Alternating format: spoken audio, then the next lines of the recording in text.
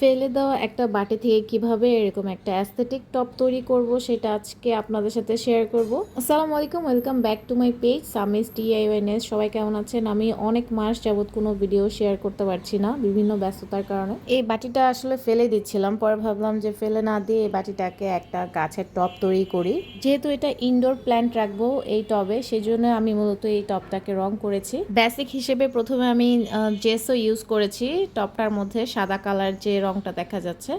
তারপরে আমি একটা ফেব্রিক্যালি অ্যাক্রিলিক কালার ব্যবহার করব, তারপর বার্নিশ করে দিব, তাহলে আর টবের থেকে কালারটা উঠবে না।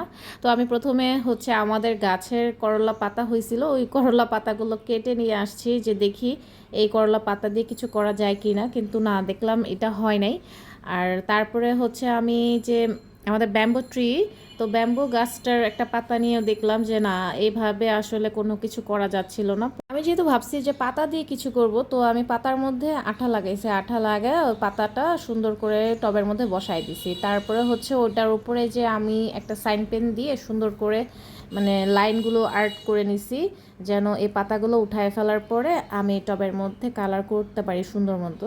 পাতা দিয়েই কিছু একটা করব সেই চিন্তা ভাবনা থেকে কিন্তু মূলত এই কাজটা করা। আর যেহেতু করলা পাতা পেয়ে গেছি, ডিজাইনটা দেখতেও সুন্দর লাগতেছিল।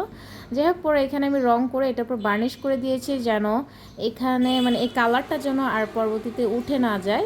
আমার টবের ফাইনাল লুকটা দেখার পরে অবশ্যই একটু লাইক, কমেন্টস আর শেয়ার করবেন যদি আপনাদের আমার ভিডিওটা ভালো লাগে। পরবর্তীতে আরও কিছু ভিডিও নিয়ে আসবো, সেই পর্যন্ত সবাই ভালো থাকবেন। আল্লাহ হাফেজ।